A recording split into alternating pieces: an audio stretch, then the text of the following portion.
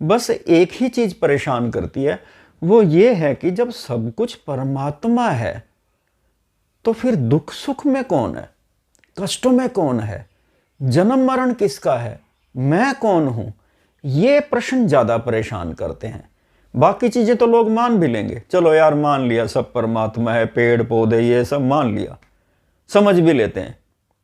असली परेशानी तो यहां आती है ना। तो ये सारी बातें आज हम चित्र से समझेंगे, डायाग्राम से समझेंगे। थोड़ी देर के लिए ये जो वाइट वाइट स्क्रीन है ना, इसी को आप परमात्मा समझ लो। थोड़ी देर के लिए यूं समझ लो कि ये ब्रह्मांड के कण कण में जो परमात्मा समाया हुआ है, उसको यहाँ पे वाइट स्क्रीन से दिखाया गया है। अब एक प्रश्न आता है कि जब सब कुछ परमात्मा ही है तो फिर ये आत्मा क्या है? आत्मा का न जन्म है न मृत्यु है, परमात्मा का भी न जन्म है न मृत्यु है। आत्मा का कोई भी रंग रूप नहीं होता, परमात्मा के निराकार स्वरूप का भी कोई रंग रूप नहीं होता, और आत्मा परमात्मा की अंश भी है। एक कंफ्यूजन हो जाती है जब हम कहते हैं ना आत्मा परमात्मा का अंश है, तो ये लोगों ने अपने आप इसको अलग समझ लिया, हालांकि अंश है बस। जैसे ये उंगली है, शरीर का एक हिस्सा है, अंश है, अलग तो नहीं है। इसी तरह ये दूसरी उंगली है, शरीर का हिस्सा है पर अलग तो नहीं है। बिल्कुल यही चीज आत्मा पे भी लागू होती है कि आत्मा परमात्मा का अंश है पर अलग नहीं है। मतलब ऐसा नहीं है कि ये आत्मा अलग और ये परमात्मा। अब प्रश्न आता है कि ये आत्मा शब्द आया ही क्यों? जब एक ही चीज है तो आत्मा क्यों बोला गया? देखो, अगर इस संपूर्ण परमात्मा के यानी संपूर्ण शक्ति के किसी एक हिस्से के बारे में बात करनी हो, जैसे ये शक्ति जो परमात्मा का अंश है, ये पूरी शक्ति यहां भी तो है, इसी ने जड़ रूप लिया हुआ है। अगर इसी के बारे में समझाना हो, मुझे कहना हो कि ये परमात्मा है, तो लोग सिर्फ इसी को ही परमात्मा समझ लेंगे। तो अंश के रूप में सिर्फ समझाने के लिए, यानी संपूर्ण परमात्मा के अंश को सिर्फ कहने के लिए आत्मा शब्द आ गया, नहीं तो इसकी जरूरत भी नहीं थी। एक ही शक्ति है, सब जगह पे कण कण में व्याप्त है। अंश के रूप में जब बोलना पड़े ना, किसी को समझाना पड़े भाई यहां भी परमात्मा है, ये भी परमात्मा है, तो गलती से लोग सिर्फ इसी को ना परमात्मा समझ बैठे, इसलिए ये आत्मा शब्द आया। और वैसे नाम से भी क्लियर है, परम आत्मा, यानी ऐसी आत्मा जो पूर्णतया व्याप्त है। अब ये तो हमने समझ ही लिया कि ये संपूर्ण, यानी ये सारा जो वाइट कलर में दिखाई दे रहा है, इसको आप परमात्मा समझ लो। अब परमात्मा का अंश ये भी हो सकता है, जैसे ये मैंने थोड़ा सा मार्क किया, ये भी परमात्मा का एक हिस्सा है, ये भी परमात्मा का एक हिस्सा है, यानी इस पूरे परमात्मा का ये एक हिस्सा है। इसी तरह ये भी परमात्मा का हिस्सा है, इसी तरह ये भी परमात्मा का हिस्सा है, यानी पार्ट है, यानी अंश है। अगर हम इस सारे को परमात्मा कहते हैं तो इसको हम आत्मा कह सकते हैं, इसको भी हम आत्मा कह सकते हैं, इसको भी हम आत्मा कह सकते हैं, और इसको भी आत्मा कह सकते हैं। ये सारी की सारी परमात्मा की अंश हैं, पर परमात्मा से जुदा भी नहीं है। दिखने में ये अलग अलग दिख रही हैं, देखा जाए तो ये परमात्मा ही है। ये जो आत्मा को समझाने के लिए जैसे मैंने ये ब्लैक सर्कल लगाया हुआ है, तो आप इसको आत्मा की बाउंड्री मत समझ लेना। असल में ये तो इस संपूर्ण परमात्मा के एक हिस्से को ब्लैक पेन से मैंने वैसे ही दर्शा दिया, वैसे ही शो कर दिया। मेरा कहने का मतलब ये बस आत्मा है, इतना हिस्सा। अगर बाउंड्री ना भी लगाऊं तो जैसे ये भी आत्मा है, इतने हिस्से को भी आत्मा कह सकते हैं, इतने हिस्से को भी आत्मा कह सकते हैं। ये तो एक अंश को समझाने के लिए मैंने ब्लैक पेन से निशान लगाया है। या यूं भी कह सकते हैं, देखो ये मैंने उंगली जहां पे रखी, ये आत्मा, ये हिस्सा आत्मा, ये हिस्सा आत्मा, ये बड़ा सा हिस्सा आत्मा, ये बड़ा सा हिस्सा आत्मा। तो आत्मा परमात्मा का एक हिस्सा है बस। सृष्टि की रचना में बहुत सारी चीजें आ जाती हैं। कुछ चीजें तो ऐसी हैं जिनका स्थूल रूप है, जड़ रूप है। इसके अलावा और भी ऐसी बहुत सारी चीजें हैं जो दिखाई नहीं देती, उनकी भी रचना परमात्मा कर रहा है। जैसे गर्मी, सर्दी, रोशनी वगैरह, ऐसी बहुत सारी चीजें हैं। एक और रचना भी होती है परमात्मा की, जैसे हमें स्वाद का महसूस होना, एहसास, जितने भी एहसास हैं, हंसी का एहसास, स्पर्श का, गंध का, ये जितने भी एहसास हैं, अलग अलग जीवों में ये अलग अलग हो सकता है, लेकिन ये सारे एहसास भी तो परमात्मा की कल्पना से है। परमात्मा ने, अगर मान लो परमात्मा ने हंसी बनाई ही ना होती, हमें पता ही ना होता हंसी क्या होती है, परमात्मा ने रोना बनाया ही ना होता, रचना ही ना की होती, जैसे कुछ जीव हैं जिनको पता ही नहीं होता हंसना क्या होता है, वो हंस ही नहीं सकते, उनके लिए हंसना कुछ होता ही नहीं।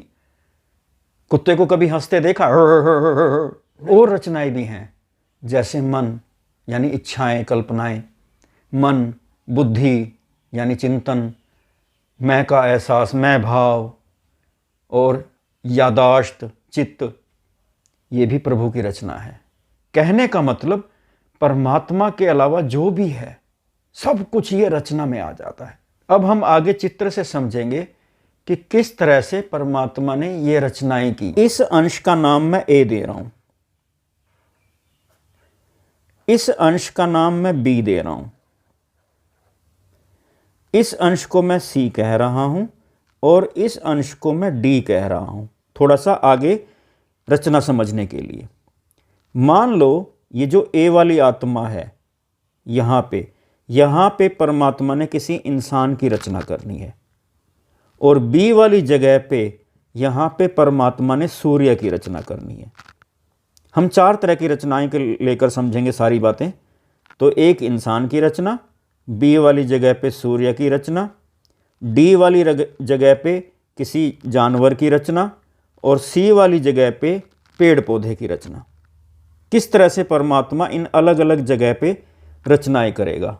पहले हम ए वाली जगह पर आते हैं। मान लीजिए परमात्मा ने यहाँ पे किसी इंसान की रचना करनी है, तो सबसे पहले वो यहाँ पर स्थूल रूप में प्रकट होगा, यानी शरीर बनाएगा। तो ए वाली जगह है तो आत्मा ही परमात्मा का अंश है, शक्ति है यहाँ पे। तो यहाँ पे ये एक किस्म से, मैं यहीं पे बना रहा हूँ, एक किस्म से ये इसने स्थूल रूप की रचना कर ली, यानी ये इंसान बन गया, स्थूल रूप बन गया। इंसान की रचना को हम थोड़ा सा अलग पेज पे समझ लेते हैं। जैसे मान लो ये ए वाली आत्मा थी, जो ए वाली जगह बताई थी, तो वहाँ पर परमात्मा ने इस तरह से स्थूल रूप ले लिया, यानी शरीर का रूप धारण कर लिया। आत्मा ने शरीर का रूप धारण कर लिया। दूसरी बात, आत्मा ने बहुत सारे एहसास भी उत्पन्न हो गए, जैसे भूख लगना, रोना, हंसना, ये सब एहसास जितने भी हैं वो सब भी यहाँ से उत्पन्न हो गए, यानी इसी ए वाली आत्मा से उत्पन्न हो गए। इसी ए वाली आत्मा से कुछ चीज़ें और भी उत्पन्न होंगी, जैसे मन, बुद्धि, चित्त और मैं भाव। मन, बुद्धि, चित्त और मैं भाव, ये भी परमात्मा की रचना है, ये भी परमात्मा की रचना है। बुद्धि को थोड़ा ठीक से लिख लेते हैं ऐसे, ये भी परमात्मा की रचना में आता है। तो कहने का मतलब सब कुछ परमात्मा की रचना है। इसी रचना में से ये जो मैं भाव है, ये जो मैं भाव है, यही मैं हूँ, यही आप हैं। इसी को हम, इस सारे को हम सूक्ष्म शरीर भी कहते हैं और जीवात्मा भी कहते हैं। जो लोग ये सोचते हैं ना मैं कौन हूँ, वो असल में ये वाला पार्ट है, ये वाला नहीं है। ये वाला तो परमात्मा है, ये तो आत्मा ने स्थूल रूप लिया हुआ है। आत्मा से ही मन, आत्मा से ही बुद्धि, आत्मा से ही चित्त, आत्मा से ही मैं भाव प्रकट हो रहा है, उत्पन्न हो रहा है। ये मैंने दिखाने के लिए बाहर से दिखाया, लेकिन ये सारे भाव अलग नहीं हैं, इसी आत्मा के साथ ही हैं। बिल्कुल वैसे ही जैसे बर्फ के साथ ठंडक है, तो ये सारे भाव भी इसी आत्मा से उत्पन्न हो रहे हैं, आत्मा के साथ ही हैं, बाहर नहीं निकले हुए। यानी अगर हम 2 इंसान ले लें, एक ऐसा ही इंसान मैं एक और बना रहा हूं,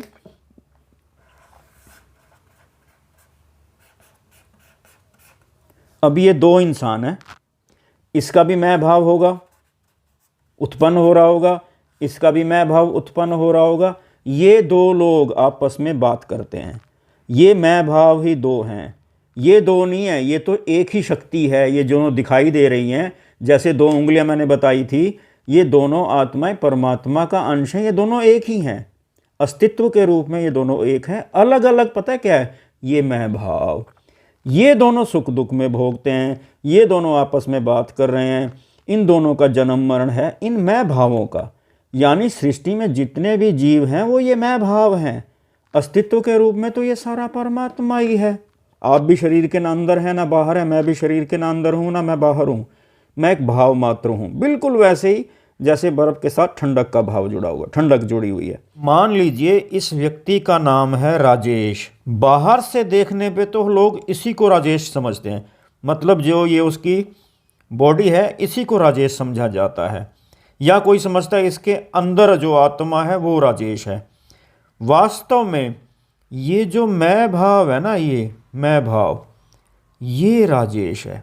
ये मैं भाव, ये तो अस्तित्व है, यानी आत्मा ने ही शरीर का रूप धारण किया हुआ है। यहाँ से जो दुख सुख भोगने वाला जो मैं है, मैं भाव है, जिसका जन्म मरण है, ये राजेश है। इसी तरह मान लो ये दूसरा व्यक्ति है, इसका नाम है रमेश। तो ये जो दिख रहा है ना, ये बॉडी दिख रही है, ये रमेश नहीं है, ये भी आत्मा है, परमात्मा का अंश है, जिसने शरीर रूप धारण किया हुआ है और शरीर को क्रियान्वित भी कर रही है, सब कुछ यही कर रही है, और इसी से ये वाला मैं भाव उत्पन्न हो रहा है। तो ये जो मैं भाव है ये रमेश है, ये राजेश है, ये रमेश है। आत्मा के रूप में अगर कहें, अंश के रूप में, तो इसके अंदर जो आत्मा है, जो ये जिसने ये शरीर रूप धारण किया हुआ है, और ये वाली आत्मा, ये दोनों एक ही चीज हैं, एक ही शक्ति हैं। दिखने में अलग अलग लग सकती हैं, बिल्कुल वैसे ही जैसे समुद्र के पानी में दो पानी के बुलबुले हैं, दोनों ही पानी है, दिखने में दो बुलबुले दिख सकते हैं, क्योंकि यहाँ पर सब कुछ एक ही जगह पे है। यानी आत्मा जो कि परमात्मा का अंश है, यानी यूँ कह सकते हैं परमात्मा भी यहाँ पे है, शरीर रूप भी यहीं लिया हुआ है। तो सारी चीज़ें, जीवात्मा, आत्मा, परमात्मा, सब कुछ यहीं पे है। इसलिए कुछ लोगों को कन्फ्यूज़न हो जाती है। एक आपको और कन्फ्यूज़न भी हो सकती है, आप इसको एक आत्मा ना समझ लें। कहने का मतलब जैसे कोई पक्षी है या कोई जानवर है जिसके गर्भ में 3-4 बच्चे हैं, 3-4 उसके बच्चों ने जन्म देना है, तो उसके गर्भ में मान लो 4 बच्चे हैं। तो ऐसा नहीं है कि वो 4 आत्माएं हैं। जो जानवर का शरीर था वो भी आत्मा ने शरीर रूप धारण किया हुआ था, एक ही आत्मा ने शरीर रूप धारण किया हुआ था। उसी आत्मा से अंदर 4 बच्चे भी जो बने वो भी एक ही आत्मा है। मेरा कहने का मतलब आप इसको टुकड़ों के रूप में, मैथ के रूप में, 1-2 के रूप में ना समझें। ये एक शक्ति ही है। एक ही शक्ति से कई चीज़ें उत्पन्न हो सकती हैं, कई भाव उत्पन्न हो सकते हैं, कई चीज़ें एक ही जगह पे एक ही शक्ति से उत्पन्न हो सकती हैं, क्योंकि ये शक्ति परमात्मा ही है। किसी पक्षी के अंडे में से बच्चे हों, सब जगह एक ही शक्ति व्याप्त है और वो कई रूपों में, कई शरीरों में प्रकट हो सकती है। अब हम बी वाली रचना समझेंगे कि परमात्मा ने सूर्य की रचना कैसे की। जैसे मान लो ये हिस्सा ले लिया बी वाला, ये भी आत्मा है, यानी परमात्मा का हिस्सा है, अंश है, शक्ति है ये भी। अब जिस तरह से इंसान का वो परमात्मा ने, उस आत्मा ने स्थूल रूप लिया था, ऐसे ही यहाँ पे आत्मा यानी सूर्य का रूप ले लेगी, सूर्य का जड़ रूप ले लेगी। ये जो शक्ति है ये सूर्य बन जाएगी। जब इंसान के शरीर में क्या क्या उत्पन्न हुआ था, वहाँ एहसास उत्पन्न हुए थे, वहाँ मैं भाव, ये चीज़ें उत्पन्न और हो रही थी स्थूल शरीर के अलावा। यहाँ पे स्थूल शरीर के अलावा क्या उत्पन्न होगा, यहाँ पे गर्मी, रोशनी, ये चीज़ें उत्पन्न हो रही है। यहाँ पे ना तो कोई मैं भाव उत्पन्न हो रहा है, ना ही कोई एहसास उत्पन्न हो रहे हैं, बस गर्मी और आग, ये चीज़ें, रोशनी, इस तरह की चीज़ें उत्पन्न हो रही हैं। यहाँ पर बस एक चीज़ ध्यान देनी है कि यहाँ पे मैं भाव नहीं है, इसी वजह से इसको हम निर्जीव कह सकते हैं, क्योंकि इसमें एहसास नहीं है, क्योंकि इसमें कोई मन वगैरह नहीं है, बुद्धि नहीं है, तो इसलिए इसको हम निर्जीव कह सकते हैं। लेकिन अस्तित्व के रूप में ये भी परमात्मा है। अगली रचना समझते हैं कि किस तरह से परमात्मा ने एक पौधे का रूप लिया, यानी प्लांट का रूप लिया। उसमें भी यही है, मान लो ये एक शक्ति है, परमात्मा का अंश है, परमात्मा ही है, यानी आत्मा ही है। अब ये क्या करेगी, ये शक्ति अपने आप को एक पेड़ के रूप में धारण कर लेगी। अब यहाँ मान लो ये फूल वाला कोई पौधा है जिसमें फूल लगे हुए हैं, तो ये सारी रचना यहाँ पे प्रभु ही कर रहा है, परमात्मा ही कर रहा है, अंश यहाँ पे अंश होकर ये कर रहा है। तो यहाँ से क्या क्या उत्पन्न होगा? जड़ रूप में तो ये पौधा बन गया, इसके साथ साथ और क्या उत्पन्न होगा? यहाँ से खुशबू निकलेगी, अगर फूल है तो एक खास किस्म की खुशबू निकलेगी, फूल में एक सुंदरता होगी, और अगर फल लग रहे हैं तो फल भी लगेंगे। अब एक रचना एक जानवर की ले लेते हैं, तो मान लो ये परमात्मा का हिस्सा है, अंश है, यानी आत्मा है, यानी शक्ति है। ये भी एक जानवर का रूप धारण कर लेगी, ये वाली शक्ति। मान लेते हैं हम कुत्ते की रचना समझ रहे हैं, तो यहाँ पर ये कुत्ते का शरीर बन जाएगा, कुत्ते के शरीर में ये आत्मा अपने आप को धारण कर लेगी। फिर यहाँ से भी एहसास उत्पन्न होंगे, जैसे सूंघने का एहसास, मैं भाव का एहसास। कुत्ते में भी अब मैं भाव का एहसास होगा, कुत्ते में भी कुछ उसका मन होगा, उसका कुछ खाने का मन करता है तो उस हिसाब से उसका मन की उत्पत्ति होगी। अब कुत्ता हर चीज़ सूंघता है, यानी कुत्ते, यहाँ पर एक चीज़ ध्यान देना, कुत्ते में भी मैं भाव है, यानी एक वो है, वो भी सुख दुख भोगने वाला है, वो भी डरता है, वो भी भौंकता है, वो भी गुस्सा करता है। मैं भाव तो यहाँ भी उत्पन्न हो रहा है। कहने का मतलब ये सारी चीज़ें उत्पन्न परमात्मा ही कर रहा है। हम और आप, ये जितने भी जीव हैं, ये सिर्फ उत्पत्ति मात्र हैं, स्वतंत्र रूप से अलग से कुछ नहीं है, कोई भी नहीं है। सब कुछ इसी आत्मा की शक्ति से उत्पन्न हो रहा है। जैसे हम है ना, हम भी झूठा अहंकार करते हैं, मैं ये कर दूंगा, भाई मैं खुद उत्पन्न हो रहा हूँ, एक पल के लिए तो मैं अलग से कुछ हूँ नहीं, स्वतंत्र रूप से तो कुछ हूँ नहीं, मैं क्या कर सकता हूँ? आप भी शांति से बैठ के ये चिंतन कर सकते हैं कि यार हमारी अपनी स्वतंत्र शक्ति कोई नहीं है। हम समझ लें तो ये हमारा झूठा अहंकार ही होगा। अभी मैंने ये 4 रचनाएं ली हैं, संपूर्ण सृष्टि की रचना इसी तरह से हुई है, यानी हर जगह पे स्वयं परमात्मा मौजूद है। अंश जो परमात्मा का होता है वो अपने आप को किसी रूप में प्रकट कर लेता है, कहीं पेड़ के रूप में, कहीं जानवर के रूप में, कहीं धरती के रूप में, सूर्य के रूप में। इस तरह से हर जगह पे परमात्मा ही है, और हर तरह की रचना परमात्मा स्वयं कर रहा है, जो दिखाई देने वाली हैं, स्थूल वाली हैं, और जो नहीं दिखाई देने वाली, और जो एहसास वाली हैं। सब जगह पे, अलग अलग जगह पे, पूरे ब्रह्मांड में यही रचना कर रहा है। अगर आपने बात ध्यान दी होगी, हर रचना रचनहार से अलग नहीं है।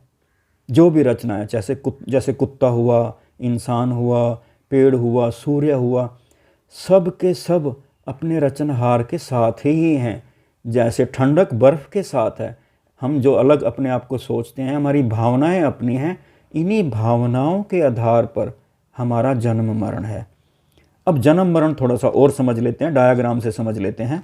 जैसे मान लो अभी हमने शुरू किया था, ये आत्मा है, यानी इस पूरे परमात्मा का एक हिस्सा है जिसको हम आत्मा बोल रहे हैं, अलग नहीं है, ये है तो वही परमात्मा ही। अब इस आत्मा ने स्थूल रूप लिया था, यानी इंसान बन गया था, यहीं से बहुत सारे भाव उत्पन्न हुए थे। अब हम जरा ये समझ लेते हैं मृत्यु का क्या मतलब है। अब ये आत्मा ने ही ये स्थूल रूप लिया हुआ है, बिल्कुल वैसे ही जैसे पानी बर्फ़ बन जाता है ना, पानी बर्फ़ एक ही चीज़ है, इसी तरह आत्मा ने स्थूल रूप ले लिया, एक ही चीज़ है। जब मृत्यु होगी, अभी तक क्या कर रहा था यही आत्मा? इस शरीर को क्रियान्वित भी कर रही थी। जब ये स्थूल रूप ले सकती है तो इसको क्रियान्वित भी कर सकती है, तो इसको क्रियान्वित कर रही थी, यानी दिल धड़का रही थी आत्मा, यही शक्ति, पलकें झपका रही थी, सांसें चला रही थी। अब इसी शक्ति ने यहाँ मौजूद रहते हुए इस स्थूल रूप को रोक दिया, इसकी एक्टिविटी रोक दी, फिर हम कहते हैं इसकी मृत्यु हो गई। यहाँ से एहसास उत्पन्न होने बंद हो गए, सब कुछ बंद हो गया। जो सब कुछ वैसे भी यहीं से उत्पन्न हो रहा था, अब वो उत्पन्न होना बंद हो गए, यानी हम कहते हैं इसकी मृत्यु हो गई। हाँ, अगर इसको दोबारा जन्म देना है, इसके कर्मों के आधार पर, इसकी भावनाओं के आधार पर, इसके भाव के आधार पर, जो भी इसने गलत कर्म किए होंगे, फिर ये उसको दोबारा जन्म देगा। दोबारा जन्म देने में ये सब कुछ तो इसने रोक दिया, लेकिन ये जो मैं भाव की उत्पत्ति थी ये बची रह गई। यानी अब 2 चीज़ें रह जाएंगी, यहाँ पे ये आत्मा, ये शक्ति, और यहाँ से उत्पन्न होने वाला मैं भाव, बस बाकी सब उसने बंद कर दिया।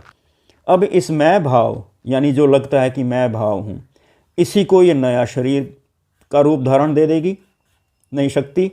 चाहे इसको कुत्ता बनाए या कुत्ते का, यानी कुत्ता बनाएगा क्या होगा? मैं भाव तो रहेगा, यहाँ पे स्थूल शरीर बन जाएगा, यही आत्मा स्थूल रूप ले लेगी, कुत्ते का रूप ले लेगी, और मान लो कुत्ता बनाना है तो कुत्ते का रूप ले लेगी। फिर जो कुत्ते में एहसास होते हैं वो भी यहाँ से उत्पन्न होने शुरू हो जाएंगे। तो ये मैं भाव जो है ना, ये कुत्ते में परिवर्तित हो चुका है।